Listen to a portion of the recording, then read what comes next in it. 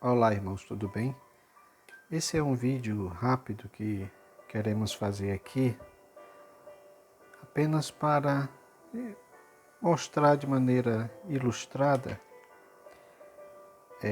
o que Paulo fala aos cristãos em Éfeso, especificamente no capítulo 3, que é tema da nossa lição de número 10,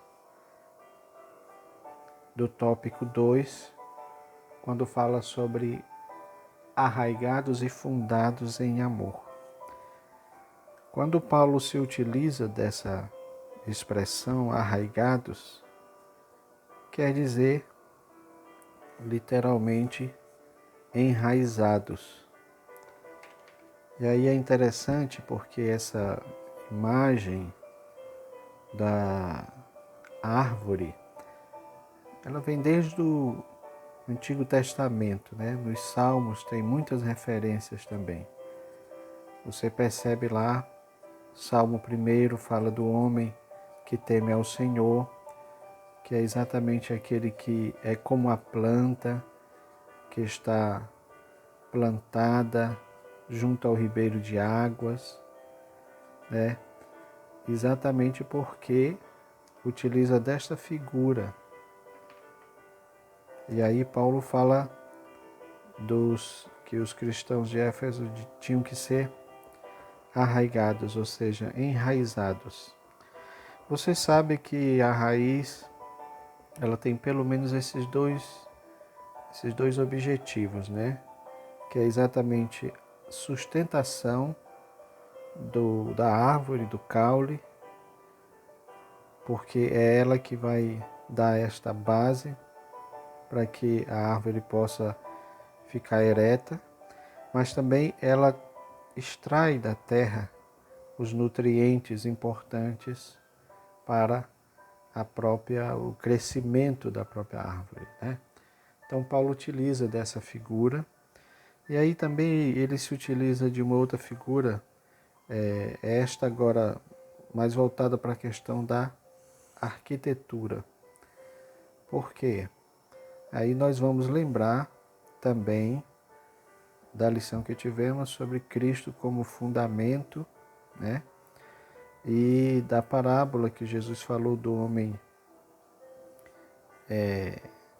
insensato e do homem sensato, que constrói a sua casa na rocha, e o insensato que constrói a sua casa na areia, justamente porque não tem alicerce. Então, ele não é alicerçado. Isso é importante para nós entendermos como essas metáforas elas se aplicam para nós nos dias de hoje, né? Se eu perguntar para os irmãos, certamente vocês vão identificar algo que é em comum a essas duas figuras, da árvore, da raiz da árvore e do alicerce da casa. É exatamente isso aqui, ó. Ficou bem claro, né? Isto. É exatamente essa parte aqui. Porque tanto a raiz quanto o alicerce cumprem um objetivo, sendo que todos dois servem para sustentação exatamente aqui da árvore e aqui da própria casa. Então é importante nós entendermos isso. Podemos aplicar também para os nossos alunos que isso fala da profundidade, não é, que deve existir em relação ao nosso servir a Deus, a própria questão do amor, porque Paulo fala que deve ser arraigado e deve ser fundados em amor. E para quê? Para que se conheça qual é a altura, a largura e a profundidade do amor de Deus. Olha, novamente, digamos assim, uma linguagem arquitetônica.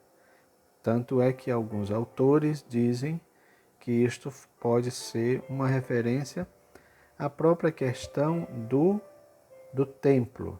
Então ele está falando do amor de Deus. Tem uma altura, tem uma largura e tem uma profundidade. Então isso está falando da tridimensionalidade do amor de Deus, altura, largura e profundidade. Nós entendemos isto, ou começamos a entender o que é a altura, largura e profundidade do amor de Deus, a partir do momento em que nós somos arraigados, enraizados de maneira firme em Deus, assim como também somos fundados, ou seja, temos um alicerce da nossa casa de maneira firme. Tudo isso é para dizer ou para mostrar para nós que precisamos entender qual é a altura, largura e profundidade do amor de Deus. Que o Senhor nos abençoe.